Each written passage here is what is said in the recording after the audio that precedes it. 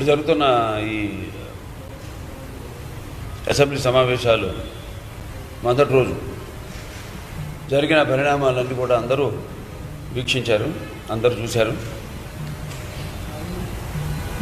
చాలా బాధాకరమైన విషయం అక్కడ జరిగిన పరిణామాలన్నీ. ఎందుకంటే ఒకటి,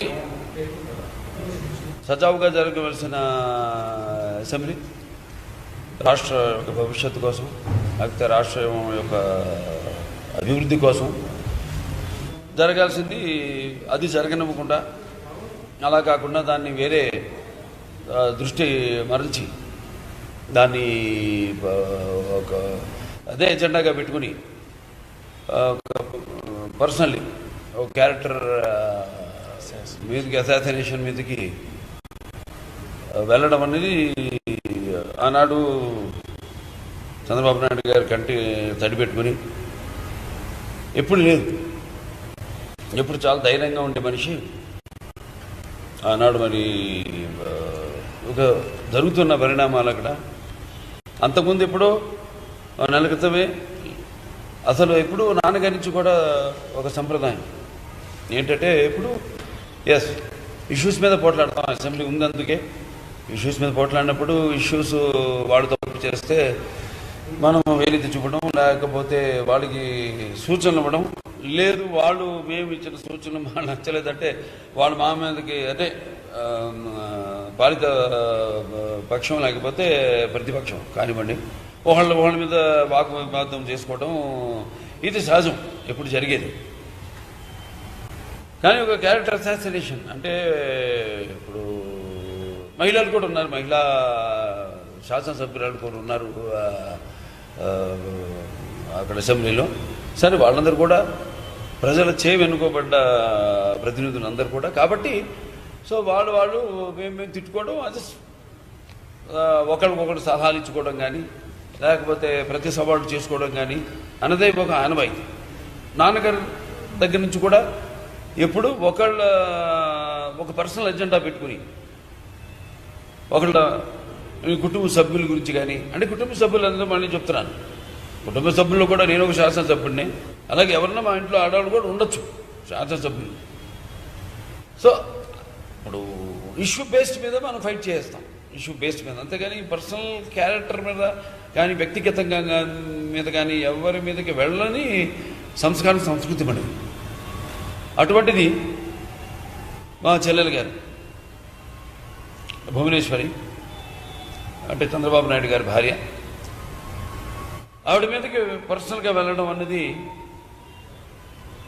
చాలా దురదృష్టకరం. వాడు వాడే భాష కానివ్వండి, లేకపోతే వాళ్ళ వాచకం, లేకపోతే ఆంగికం కానివ్వండి. ఆంగికం కూడా చూస్తే అసలు మనం ఎక్కడ గొడ్ల కొంపలో ఉన్నామా, గొడ్ల చావిట్లో ఉన్నామా, లేకపోతే అసెంబ్లీలో ఉన్నామా అన్నట్టుగా ఉంది. నేను ఒక శాసనసభ్యుడిని, నా మీద కూడా రావచ్చు, చంద్రబాబు నాయుడు గారి మీద కూడా వెళ్ళొచ్చు.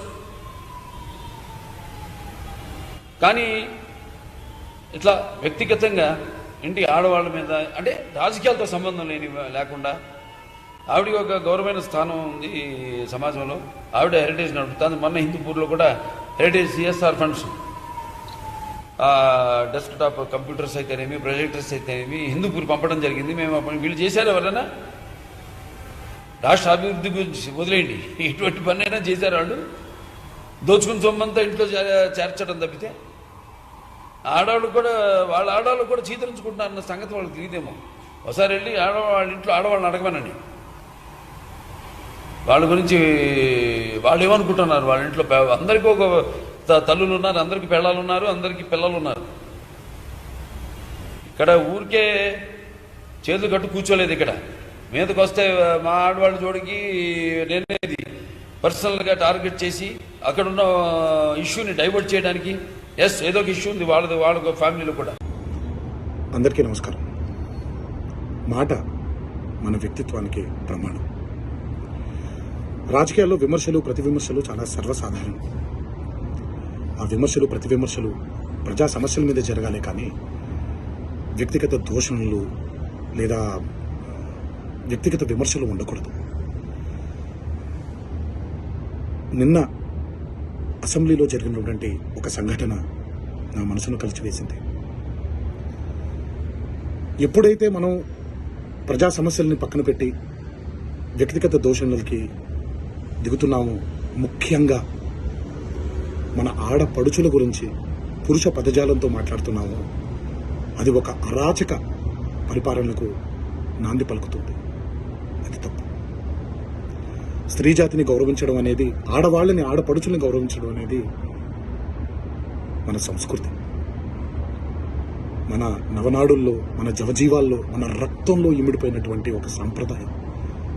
మన సాంప్రదాయాల్ని రాబోయే తరానికి జాగ్రత్తగా భద్రంగా అప్పచెప్పాలి, కానీ మన సంస్కృతిని కలిచివేసి కాల్చేసి రాబోయే తరానికి ఒక బంగారు బాట వేస్తున్నాం అనుకుంటుంటే అది మన తప్పు. అది మనం చేసే చాలా పెద్ద తప్పు. ఈ మాటలు నేను ఇలాంటి ఒక వ్యక్తిగత దోషణకి గురైనటువంటి ఒక కుటుంబానికి చెందిన సభ్యుడిగా మాట్లాడట్లేదు.